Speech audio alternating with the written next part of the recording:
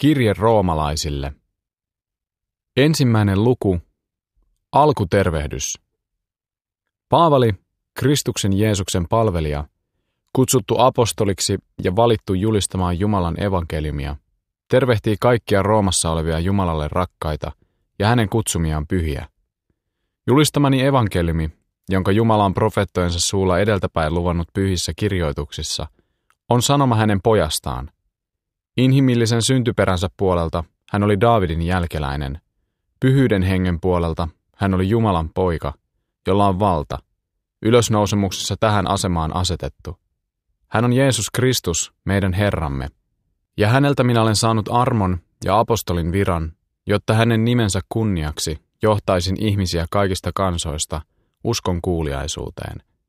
Näitä Jeesuksen Kristuksen kutsumia olette myös te, Jumalan meidän Isämme ja Herran Jeesuksen Kristuksen armo ja rauha teille. Paavali toivoo pääsevänsä käymään Roomassa. Ensiksi kiitän Jeesuksen Kristuksen kautta Jumalaani teistä kaikista, sillä teidän uskostanne kerrotaan kaikkialla. Jumala, jota henkeni voimalla palvelen julistaessani evankeliumia hänen pojastaan, todistaa, että muistan teitä aina rukouksissani.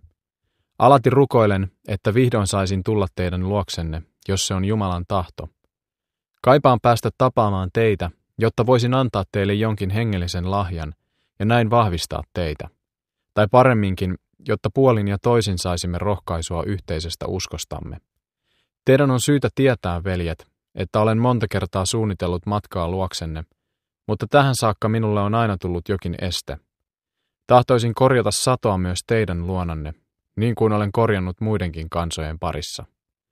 Olen velassa sekä kreikkalaisille että barbaareille, sekä viisaille että tyhmille. Ja siksi haluaisin päästä julistamaan evankeliumia myös teille Roomassa asuville. Evankeliumin voima. Minä en häpeä evankeliumia, sillä se on Jumalan voima, ja se tuo pelastuksen kaikille, jotka sen uskovat. Ensin juutalaisille, sitten myös kreikkalaisille. Siinä Jumalan vanhurskaus ilmestyy uskosta uskoon. Onhan kirjoitettu, uskosta vanhurskas saa elää. Ihmisten syyllisyys. Jumalan viha ilmestyy taivaasta ja kohdistuu kaikkeen jumalattomuuteen ja vääryyteen, jota ihmiset tekevät pitäessään totuutta vääryyden vallassa. Sen, mitä Jumalasta voidaan tietää, he kyllä voivat nähdä. Onhan Jumala ilmaissut sen heille. Hänen näkymättömät ominaisuutensa, hänen ikuinen voimansa ja jumaluutensa ovat maailman luomisesta asti olleet nähtävissä ja havaittavissa hänen teoissaan. Sen vuoksi he eivät voi puolustautua. Vaikka he ovat tunteneet Jumalan, he eivät ole kunnioittaneet ja kiittäneet häntä Jumalana, vaan heidän ajatuksensa ovat käyneet turhanpäiväisiksi ja heidän ymmärtämätön sydämensä on pimentynyt. He väittävät olevansa viisaita, mutta ovat tulleet tyhmiksi, ja he ovat vaihtaneet katoamattoman Jumalan kirkkauden katoavaisten ihmisten ja lintujen, nelijalkaisten ja matelioiden kuviin. Sen vuoksi Jumala on jättänyt heidät mielihalujensa valtaan, sellaiseen saastaisuuteen, että he keskinäisissä suhteissaan häpäisevät oman ruumiinsa. He ovat vaihtaneet Jumalan totuuden valheeseen, he ovat kunnioittaneet ja palvelleet luotua, eivätkä luojaa. Olkoon hän ikuisesti ylistetty. Aamen. Siksi Jumala on jättänyt heidät häpeällisten himojen valtaan. Naiset ovat vaihtaneet luonnollisen sukupuoliyhteyden luonnon vastaiseen, ja miehet ovat samoin luopuneet luonnollisesta yhteydestä naisiin, ja heissä on syttynyt himo toisiaan kohtaan. Miehet ovat harhautuneet harjoittamaan keskenään säädyttömyyttä ja saavat ansaitsemansa palkan. Koska he eivät ole antaneet arvoa Jumalan tuntemiselle, on Jumala jättänyt heidät arvottomien ajatusten valtaan, tekemään sellaista, mikä ei sovi. He ovat täynnä kaikenlaista vääryyttä, halpamaisuutta, ahneutta ja pahuutta, täynnä kateutta, murhanhimoa, riitaisuutta, petollisuutta ja pahansuopuutta. He panettelevat ja parjaavat, vihaavat Jumalaa, ovat röyhkeitä ja pöyhkeitä, rehenteleviä ja pahanilkisiä, vanhemmilleen tottelemattomia, ymmärtämättömiä ja epäluotettavia, rakkaudettomia ja säälimättömiä. Vaikka he tietävät Jumalan säätäneen, että ne, jotka käyttäytyvät tällä tavoin, ovat ansainneet kuoleman, he toimivat itse näin, vieläpä osoittavat hyväksymistään, kun muut tekevät samoin.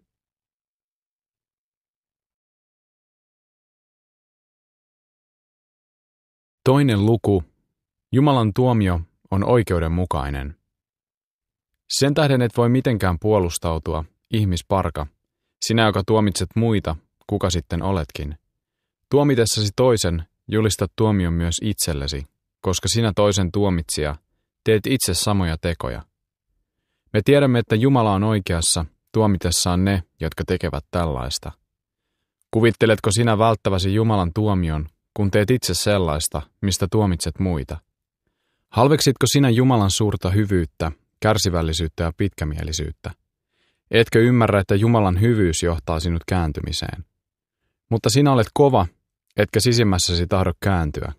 Näin kartutat vihaa, ja se kohtaa sinut vihan päivänä, jolloin Jumalan oikeudenmukainen tuomio tulee julki. Silloin Jumala maksaa jokaiselle hänen tekojensa mukaan. Niille, jotka uupumatta hyvää tehden etsivät kirkkautta, kunniaa ja katoamattomuutta, hän antaa ikuisen elämän. Mutta niitä, jotka ovat itsekkäitä ja tottelevat totuuden sijasta vääryyttä, kohtaa ankara viha. Tuska ja ahdistus tulee jokaisen osaksi, joka tekee pahaa, ensin juutalaisen, sitten myös kreikkalaisen. Kirkkaus ja kunnia ja rauha taas tulee jokaisen osaksi, joka tekee hyvää, ensin juutalaisen, sitten myös kreikkalaisen. Sillä Jumala ei tee eroa ihmisten välillä. Ne, jotka ovat tehneet syntiä lakia tuntematta, myös tuhoutuvat laista riippumatta. Ne taas, jotka ovat lain tuntien tehneet syntiä, myös tuomitaan lain nojalla. Ei Jumala hyväksy vanhurskaiksi niitä, jotka vain kuulevat lain sanoja, vaan vanhurskaiksi julistetaan ne, jotka myös noudattavat lakia. Pakana kansatkin, joille ei ole lakia, saattavat luonnostaan tehdä, mitä laki vaatii. Silloin pakanat, vaikkei heillä lakia olekaan, ovat itse itselleen laki. Näin he osoittavat, että lain vaatimus on kirjoitettu heidän sydämeensä.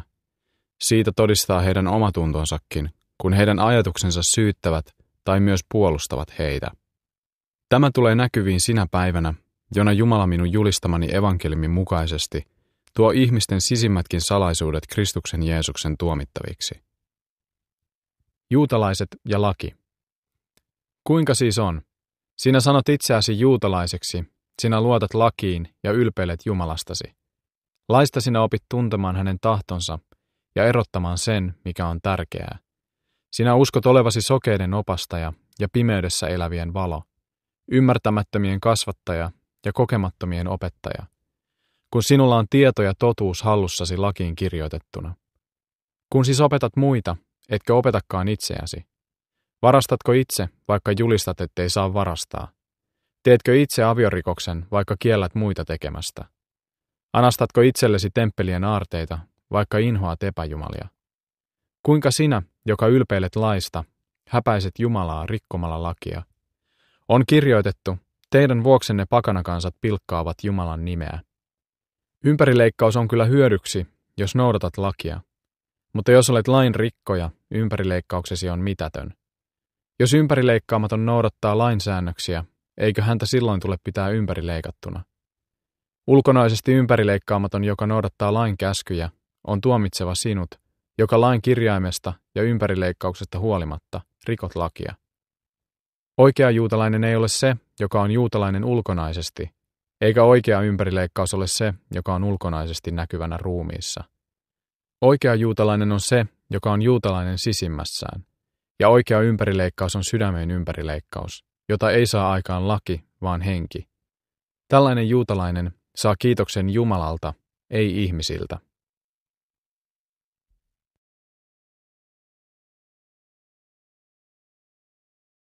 Kolmas luku. Mitä etuja sitten on juutalaisilla, ja mitä hyötyä on ympärileikkauksesta? Paljonkin, kaikin tavoin. Jumala on ensiksikin uskonut sanansa juuri heille. Mutta vaikka jotkut ovatkin olleet epäuskoisia, eikä heidän epäuskonsa tee Jumalan uskollisuutta tyhjäksi. Ei toki, vaikka kaikki ihmiset olisivat valheellisia, Jumala on luotettava. Onhan kirjoitettu, näin sinun sanasi osoittautuvat tosiksi, ja sinä voitat, kun joudut oikeuteen. Mutta jos meidän väärämielisyytemme tuo esiin Jumalan oikeamielisyyden, mitä meidän on silloin sanottava? Onko Jumala ehkä väärämielinen? Puhun nyt ihmisten tavoin, kun hän antaa vihan kohdata meitä. Ei suinkaan. Kuinka Jumala siinä tapauksessa voisi tuomita maailman? Mutta jos minun valheellisuuteni vain lisää Jumalan kirkkautta, kun sen ansiosta hänen totuutensa yhä korostuu, miksi minut sitten tuomitaan syntisenä? Ei kai asia niin ole, kuin jotkut herjaajat väittävät meidän sanovan. Tehdään vain pahaa, niin saadaan aikaan hyvää. He kyllä saavat ansaitsemansa rangaistuksen. Ei ole ketään vanhurskasta. Miten siis on? Olemmeko me muita parempia? Emme lainkaan. Olen jo esittänyt sen syytöksen, että kaikki, niin juutalaiset kuin kreikkalaisetkin, ovat synnin vallassa. Onhan kirjoitettu, ei ole yhtäkään vanhurskasta, ei yhtäkään ymmärtäväistä, ei ketään, joka etsii Jumalaa. Kaikki ovat luopuneet ja käyneet kelvottomiksi. Ei ole ketään, joka tekee hyvää, ei ainoatakaan.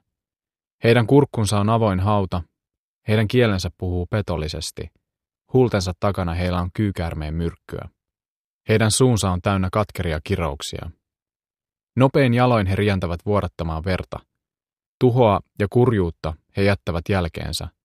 Rauhan tietä he eivät tunne. Jumalan pelko on heille vieras. Me tiedämme, että lain sanat kohdistuvat niihin, joilla on laki. Näin ei kukaan voi väittää vastaan, vaan koko maailma joutuu Jumalan tuomion alaiseksi. Eihän yksikään ihminen tule Jumalan edessä vanhurskaaksi lain käskyjä noudattamalla. Lain tehtävänä on opettaa tuntemaan, mitä synti on. Vanhurskaus. Nyt Jumala on kuitenkin laista riippumatta tuonut ilmi vanhurskautensa, josta laki ja profeetat todistavat. Tämä Jumalan vanhurskaus tulee uskosta Jeesuksen Kristukseen, ja sen saavat omakseen kaikki, jotka uskovat. Kaikki ovat samassa asemassa, sillä kaikki ovat tehneet syntiä ja ovat vailla Jumalan kirkkautta, mutta saavat hänen armostaan lahjaksi vanhurskauden, koska Kristus Jeesus on lunastanut heidät vapaiksi. Hänet Jumala on asettanut sovitusuhriksi, hänen verensä tuo sovituksen uskossa vastaanotettavaksi. Näin Jumala on osoittanut vanhurskautensa. Pitkämielisyydessään hän jätti menneen ajan synnit rankaisematta, mutta nyt meidän aikanamme hän osoittaa vanhurskautensa. Hän on itse vanhurskas ja tekee vanhurskaaksi sen, joka uskoo Jeesukseen. Onko siis syytä kerskailuun? Siltä on pohja pudonnut pois. Mikä laki on saanut tämän aikaan? Sekö, joka vaatii tekoja? Ei, vaan uskon laki. Katsomme siis, että ihminen tulee vanhurskaaksi, kun hän uskoo, ilman lain vaatimia tekoja. Vai onko Jumala pelkästään juutalaisten Jumala? Eikö hän ole myös muiden kansojen Jumala? On toki, kun kerran Jumala on yksi ja ainoa. Hän tekee ympärileikatut vanhurskaiksi, jos he uskovat, ja ympärileikkaamattomat, kun he uskovat. Kumoammeko me siis lain vetoamalla uskoon? Emme suinkaan, me päinvastoin vahvistamme sen, mitä laki sanoo.